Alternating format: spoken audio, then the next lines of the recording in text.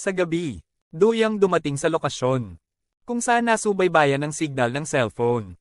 Ang kumpanya sa pamamagitan ng Yuni at Hangshake. Ilang pulis din ang tinawagan nila, at nagkaroon ng away sa kinalalagyan. Inaway ni Doyong si Direk Sekosman, habang sinubukan ni Juyong humanap ng ligtas na mapagtataguan. Sa wakas, mahahanap mo na siya. Mula sa bulsa ng jacket niya, inilabas ni Doyong ang Juyong shoes na nalaglag. Ibinalik niya ang sapatos sa kanyang mga paa at sinabihan siyang umalis. Pareho silang umiyak ng mga sandaling iyon. Nakonsensya si Juyong sa puding Doyong nasa panganib. Ngunit pinilit niyang manatili sa kanya upang mapanatili siyang ligtas. Noon lang, hinarang muli ng direktor ang kanyang daan doon. Sinabihan ni Doyong si Juyong na tumakbo at humanap ng Yuni para sa tulong habang siya ay nasa likod ng laban. Ang mga tulisan, mahirap ang laban, and Doyong muntik ng matalo.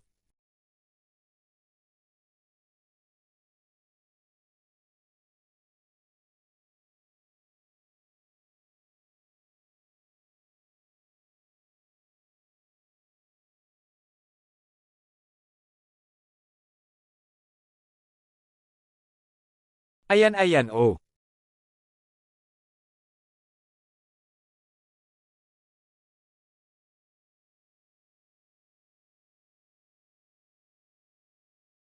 Buti na lang dumating ka at nagpaputok ng warning shot. Naging sanhi ng pagtahi ng direktor ng mga lalaki upang tumakas. Gayunpaman, Hyung-sik, nalihim na may masamang intensyon. At nagtatrabaho sa Direktor So. Nahuli si Juyong at hindi siya lumabas. Sa kabilang banda, hindi agad mahanap ni Yumi si Juyong. Dahil kailangan niyang tulungan si Doyong. Since nasa critical condition siya ngayon, si Juyong ay kinuha ng mga Sosyano. Habang si Doyong ay isinugod sa ospital. Nagdulot ng bahagyang pagdugo ng utak ang away para kay Doyong. Ngunit hindi ito masyadong seryoso.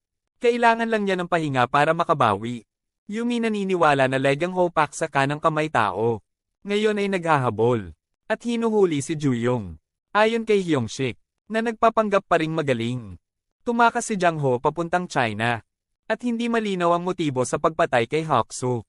Naisip ni Yumi. Gusto ni Jang Ho na kunin ang posisyon ng kapangyarihan ni Hak-soo sa pamamagitan ng pagtanggal sa kanya. Gayunpaman, ito ay isang hula lamang. And Yumi had no proof na kasali si Jang Ho.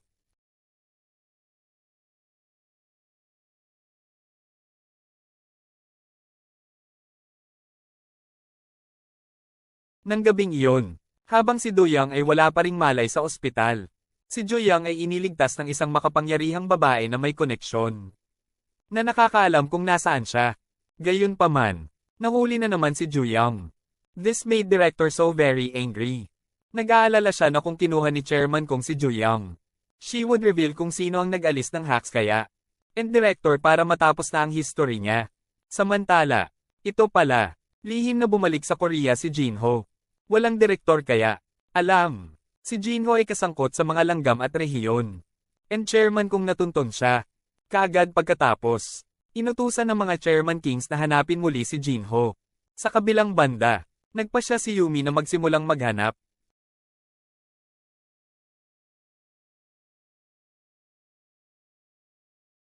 Sa ibang anggulo, sa halip na hanapin si Jang Ho, hinahanap niya si Lee Jin-suk, na nawala pagkatapos ng insidente, at ang kanyang sushi restaurant. Samantala, kahit na hindi pa rin fully recovered si Duyang, pinilit niyang hanapin si Juyang. Sa lalong madaling panahon, doon siya humingi ng tulong kay Yumi, para malaman kung sino ang nasa likod ng lahat ng problemang ito. Sa una, tumanggi si Yumi, dahil sikreto ng pulisya ang impormasyon.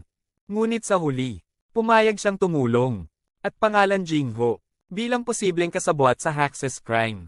Ilang sandali pa, ipinaliwanag ni Yumi ang lahat sa simula, kasama ang take-use loan, mga kasanayan sa Payteng, anong nangyari sa mga taong hindi makabayad, sa ilegal na negosyo ng human at organ trafficking.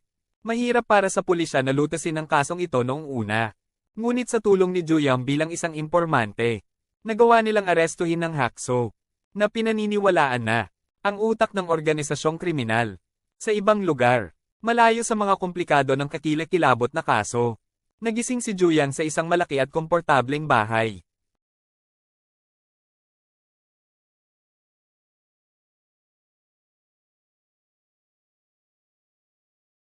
Ang babaeng nagligtas sa kanya ay si Lee Jin-suk pala, na gustong tumulong ulit kay Ju Young. Doon sabi ni Lee Jin-suk, poprotektahan niya si Ju Young mula sa sinumang sumusubok na istorbohin siya. Kung maganda ba ang kanyang intensyon o may ibang motibo. Lee Jin-suk nakitang nakakumbinsi. Kung tumulong si Lee Jin-suk, tapos director kaya, na hinala na ni Chairman Kong, mas lalo pang mahihirapan dahil sa gulo.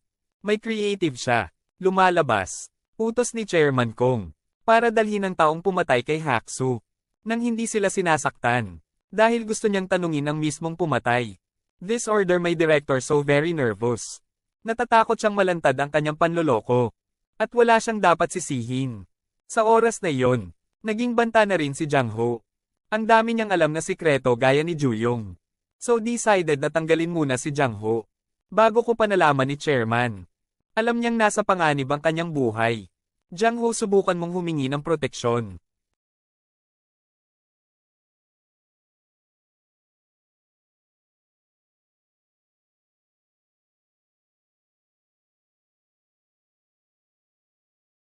Kaagad pagkatapos, nakipag-ugnayan si Jang Ho sa Uni.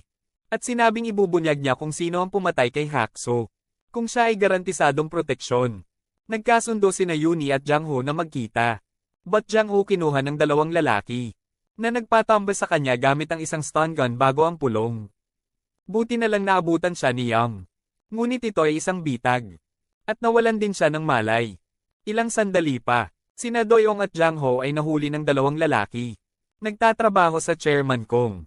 Gayunpaman, Doyong itinapon sa ibang lugar. Habang si Jang Ho ay tinanong ni Secretary Kim tungkol sa kung sino ang pumatay kay Haksu.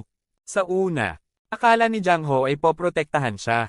Ngunit ito pala, katrabaho ni Secretary Kim si Director kaya. Si Secretary Kim pala ang pumatay kay Haksu.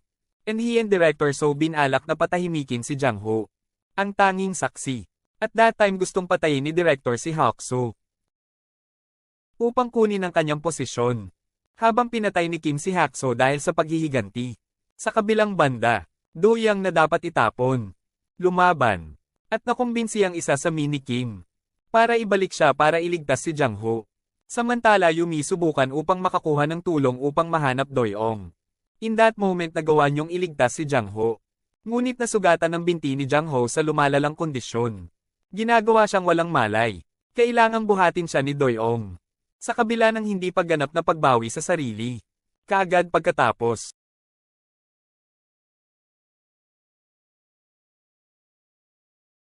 Director kaya natagpuan ng mga ito at subukang patayin ang pareho.